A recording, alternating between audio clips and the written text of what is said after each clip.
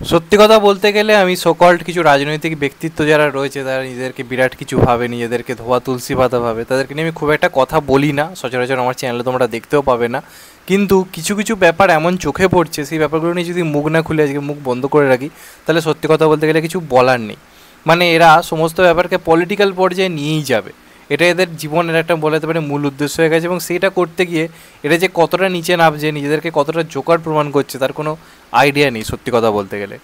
তো আমরা রিসেন্টলি জানি মিঠুন চক্রবর্তী রাজপথে নেমেছিলেন এবং সেখানে দাঁড়িয়ে তিনি আরজিকর ঘটনার প্রতিবাদ জানিয়েছিলেন এবং সেখানে তিনি নিজস্ব কিছু বক্তব্য জানিয়েছেন। জুনিয়র ডাক্তাররা যেভাবে প্রতিবাদ করছে সেটা নিয়ে উনি বক্তব্য রেখেছেন, ওনাদের পাশে থাকার তিনি কথা বলেছেন এবং এদেরকে সাপোর্ট করা দরকার এই ধরনের বক্তব্য উনি রেখেছেন। এবং এটা নিয়ে একটা ওনার নিজস্ব স্টেটমেন্ট উনি মিডিয়াকে আর কি দিয়েছেন।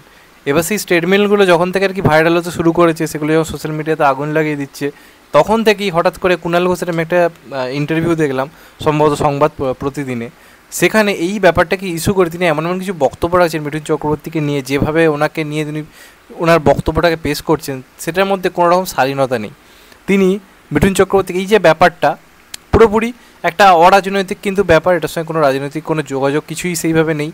প্রত্যেকেই ব্যাপারটা আন্দোলন করছে, সেটা ধর্ম বর্ণ নির্বিশেষে, জাতপাত নির্বিশেষে বিভিন্ন ধর্মের মানুষ এটার এগেনস্টে কথা বলছে, সবাই পথে নামছে, লড়াই করছে, এই হচ্ছে মোদ্দা কথা ব্যাপার। কিন্তু এদের এখনও রাজনীতি করতে হবে, এদেরকে এখনও রাজনৈতিক রং খেলে যেতে হবে, এদের আর কোনো উদ্দেশ্য নেই জীবনের সত্যি কথা বলতে গেলে। তো এই যে ব্যাপারটা যেটা আর কি মানে মিঠুন চক্রবর্তী এই ব্যাপারটা প্রোটেস্ট করেছে, এই ব্যাপারটাকে কেন্দ্র করে মিঠুন চক্রবর্তীর রীতিমতো পরিবার তুলে কথা বলা হচ্ছে। শুধু তাই নয়, এনাকে এক প্রকার মানে নাট্যকার বা নাটকি টাইপের মানুষ বা চিরিংবাজ টাইপের মানুষ প্রমাণ করার চেষ্টা চলছে। তো কুণাল ঘোষের আমি একটা ইন্টারভিউ দেখলাম যেখানে উনি বলছেন যে মিঠুন চক্রবর্তী এই প্রোটেস্ট করছে বা প্রতিবাদের রাস্তায় নেমেছে বা এই ধরনের যে বক্তব্য রাখছে তার একটাই কারণ, ওনার নাকি নতুন সিনেমা রিলিজ করতে চলেছে পুজোয়, চলুন আমি খোঁজ নিয়ে দেখি, বলেন মিঠুনদার কোনো নতুন সিনেমা আসছে নিশ্চয়ই, ফাটাকেস্টো নাটক করছে, এই ধরনের কথা উনি বলছেন। এটা সত্যি কথা যে পুজোতে মিঠুন চক্রবর্তীর সিনেমা আসছে, কিন্তু এই যে বক্তব্যটা মিঠুন চক্রবর্তী নাকি নিজের সিনেমার প্রমোশন করবে বলে আজকে রাজপথে নেমেছে, এই ব্যাপারটা প্রোটেস্ট করছে, মানে কত বড় মাথা মোটা, কত বড় মাথা মোটা। মিঠুন চক্রবর্তী সিনেমার প্রমোশন করার দরকারই পড়ে না, মিঠুন চক্রবর্তী প্রমোশন সারি সিনেমা হিট হয়। কাবুলিওয়ালা কোন সা প্রমোশন হয়েছিল, প্রমোশনের দরকারই পড়েনি, মিঠুন চক্রবর্তী কাবুলিওয়ালায় আসছে, এটা দিয়ে বাঙালি পাগলমো দেখতে গেছে।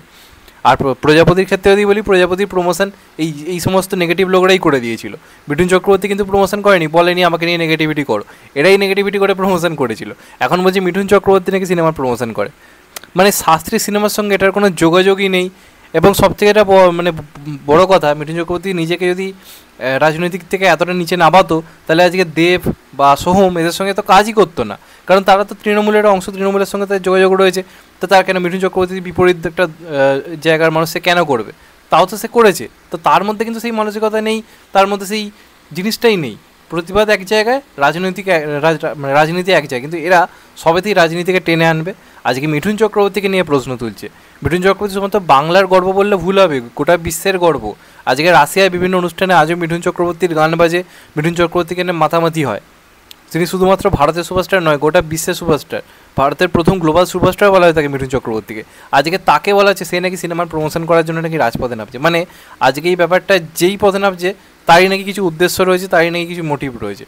মিঠুন চক্রবর্তী কী দরকার ছিল, আজকে অনেকেই তো রাজপথে নামবো দেখিয়ে দেবো অনেক কিছু বলেছিল, আলটিমেটলি কিন্তু অনেকেই নামেনি। মিঠুন চক্রবর্তী হাত ভাঙা অবস্থায় নামছে, এটার এগেনস্টে প্রতিবাদ করছে, আর সে কী করবে, তার যেটুকু দরকার সে করেছে। আর এটা তো সত্যি ভুল হয়েছে, আরজিকর ঘরে যে ঘটনাটা ঘটেছে সেটা তো ভুল, ওটাকে ডিফেন্ড করার তো কোনো মানেই হয় না। তো সেটার এগেনস্টে প্রতিবাদ করা মানেই সে রাজনৈতিক কোনো স্বার্থের জন্য করছে, সে নিজের সিনেমার প্রমোশন করছে, এই ধরনের এইগুলো কী ধরনের বক্তব্য, এগুলো কী ধরনের মূর্খের মতো কথা সত্যি কথা বলতে গেলে। তো এইটা পুরোপুরি ফালতু কথা, এদের সারাদিন আর কোনো খেতে কাজকর্ম নেই, এরা এখন এইসব ফালতু কথা বলে একটু খবরে আসতে চাইছে, আর কিচ্ছু নয়। মিঠুন চক্রবর্তীকে এইভাবে অপমান করার জন্য সিরিয়াসলি কিছু বলার নেই, শুধু ধিক্কার ছাড়া আর কিচ্ছু আমার বলতে ইচ্ছে হচ্ছে না। কারণ মিঠুন চক্রবর্তী কী বা কী আজকে মিঠুন চক্রবর্তীর রাজনৈতিক জীবনে পা রাখার আগে তার কত অবদান রয়েছে সমাজে, এদের কোনো আইডিয়া নেই, কোনো আইডিয়া নেই। একটা সময় সাধারণ মানুষের রীতিমতো পরিত্রাতা বলা হতো মিঠুন চক্রবর্তীকে, এমন একটা টাইম ছিল, লোকে সরকারের কাছে যেত না, মিঠুন চক্রবর্তী কাজে যেত। আমি আজ থেকে বহু বছর আগের কথা বলছি। আজকে যে মানুষটা সারা জীবন স্ট্রাগল করে আজকে এই জায়গায় পৌঁছানো, নিজস্ব একটা রাজত্ব তৈরি করলো, আজকে তাকে বলা হচ্ছে সে নাকি সিনেমার প্রমোশন বা তার সিনেমা আসছে পুজোয় বলে সে নাকি আজকে রাজপথে নামছে। আজকে এই ঘটনাটা প্রতিবাদ করতে ভাই সত্যি কথা বলতে ধক লাগে, যারা করছে তাকে নিয়ে খিল্লি করবো, আবার সেটাকে নিয়ে উল্টো কথা বলবো, এইভাবে না কখনো চলতে পারে না। তো তো এইগুলো বলা কখনোই ঠিক নয়। এর আগেও উনি মিঠুন চক্রবর্তীকে অ্যাটাক করেছিলেন যখন এই প্রজাপতির সময় নানা কারণে সিনেমাটাকে নিয়ে যা তা বলছিলেন কোনো কারণ ছাড়াই। তো পাবলিক সিনেমাটাকে হিট করে দেখিয়ে দিয়েছিল। এখন এইভাবে কাউকে নিচে নামানো যায় না। সবেতে তো পলিটিক্স খুঁজলে হয় না, কিছু কিছু ক্ষেত্রে এথিক্স থাকে। এরা সেই জিনিসটা ভুলে গেছে, সবেতেই রাজনীতি, সবেতেই নিজের দলকে একটা বাঁচানোর একটা আরে ভাই ওইভাবে তো হতে পারে না। প্রতিবাদ করার অধিকার সবার রয়েছে। আজ মিঠুন চক্রবর্তী কী দরকার ছিল, তাও তো সে নেমেছে। অদ্ভুত ব্যাপার সত্যি কথা বলতে গেলে। যা তা একটা বলে দিলেই হলো। এটাকে চিরঞ্জন চক্রবর্তী পড়েছিল মিঠুন চক্রবর্তীকে নিয়ে, এখন পড়েছে আমাদের মানে কুণাল ঘোষ। তো দেখে অবাক হলাম ব্যাপারটা। এই ধরনের বক্তব্য জানি না কী করে কেউ রাখতে পারে এরকম একটা সময়, যখন এই ব্যাপারটা নিয়ে সবাই লড়াই করছে, সবাই করছে, সেটার ক্ষেত্রেও রাজনৈতিক দরজা তুলে আনা, সেটার ক্ষেত্রেও সিনেমার প্রমোশন তুলে আনা, এইভাবে মানে কিছু বলার নেই। জাস্ট যাই হোক, এটা নিয়ে তোমাদের মতামত অবশ্যই জানিও। আমি আমার মতামতটুকু দিলাম, তোমাদের ক্ষেত্রে কী মনে হয় কমেন্ট করে জানিও। আর চ্যানেলটা নতুন হলে চ্যানেলটাকে সাবস্ক্রাইব করে দিও অ্যান্ড কেট দেবে আইকন। ভালো থেকো সবাই, টেক কেয়ার, নমস্কার, আবার দেখা হবে। এখন তো বাই সিনেমা, সবাই ভালো থেকো, সুস্থ থেকো, টেক কেয়ার, আবার দেখা হবে, ভালো থেকো।